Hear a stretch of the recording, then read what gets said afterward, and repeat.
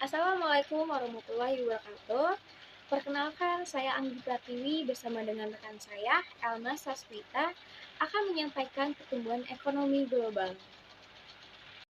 Sebelum ke pertumbuhan ekonomi global, saya akan menyampaikan penjelasan mengenai ekonomi global itu sendiri. Ekonomi global adalah ekonomi di mana kekayaan dan sumber daya bergerak melintasi batas negara. Sedangkan pertumbuhan ekonomi global adalah kemajuan sistem ekonomi di suatu organisasi perekonomian terbesar di dunia. Dalam ekonomi nasional, pelaku ekonomi, barang, jasa, dan tenaga kerja dapat dengan bebas berpindah dari satu daerah ke daerah lain dalam satu negara, tapi tidak berlaku dalam perekonomian global. Berbagai kendala membatasi pergerakan, misalnya proteksi perdagangan dan batasan aliran modal. Globalisasi suatu negara berurusan dengan ekonomi global melalui perdagangan internasional dan aliran modal. Cina, Indonesia, India, dan beberapa negara berkembang lainnya muncul sebagai kekuatan baru di dunia. Mereka muncul menyaingi status quo negara-negara barat dalam output global. Partisipasi mereka meningkat karena menikmati pertumbuhan yang lebih kuat daripada negara-negara maju. Kontribusi mereka terhadap perdagangan dunia juga semakin signifikan dari waktu ke waktu. Dalam pertumbuhan ekonomi global, teknologi informasi mengambil peran sangat penting. Internet dan teknologi informasi memudahkan perdagangan dan produksi yang lebih intens. Selain itu, kemajuan teknologi juga mengganggu model bisnis konvensional. Beberapa industri seperti surat kabar dan retail mulai tertekan oleh kehadiran model bisnis baru. Kemajuan teknologi mengikis hambatan masuk. Perusahaan besar, perusahaan kecil, atau bahkan individu dapat memanfaatkan saluran digital. Oke, selanjutnya akan dilanjutkan oleh teman saya, Elma Saswita. Terima kasih. Pertumbuhan ekonomi global. Bank Dunia memproyeksi pertumbuhan ekonomi global pada tahun 2021 ini sebesar 4%. Angka tersebut menguat bila dibanding dengan laju perekonomian global pada tahun 2020 yang mengalami kontraksi sebesar 4,3%.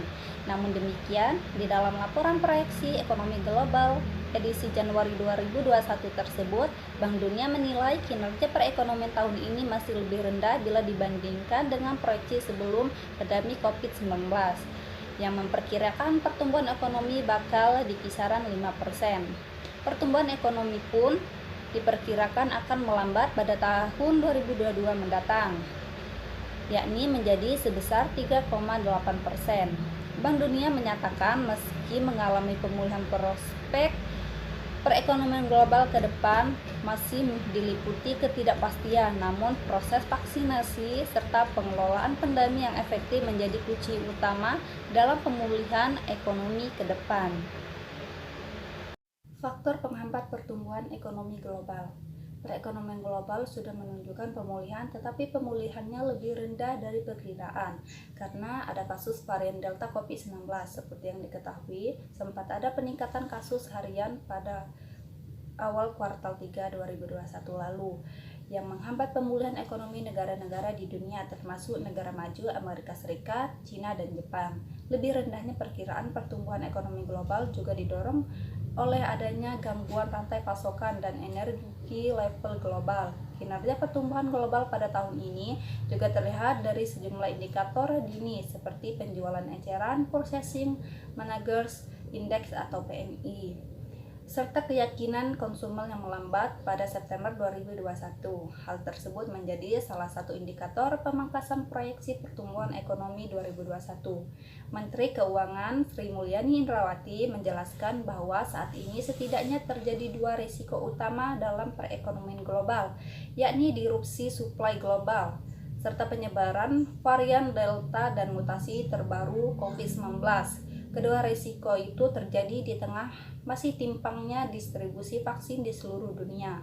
Menurutnya, disrupsi supply global lebih panjang dari perkiraan sehingga menimbulkan kenaikan harga barang, harga energi, hingga memicu tekanan inflasi di sejumlah negara. Misalnya, inflasi di Amerika Serikat berada di 5,4% dan 4 bulan terakhir, dan inflasi Uni Eropa mencapai 3,4%. pada September 2021. Permasalahan global supply disruption yang lebih panjang dan masih tingginya ketidakpastian perkembangan COVID-19 di berbagai belahan dunia membuat proyeksi pertumbuhan ekonomi dunia turun. Pandemi COVID-19 menjadi salah satu penyebab utama terhambatnya pertumbuhan ekonomi global karena pemberlakuannya pembatasan kegiatan ekonomi di seluruh negara, termasuk ekspor dan impor. Sekian presentasi dari kelompok kami, kelompok 16. Kami ucapkan terima kasih. Wassalamualaikum warahmatullahi wabarakatuh.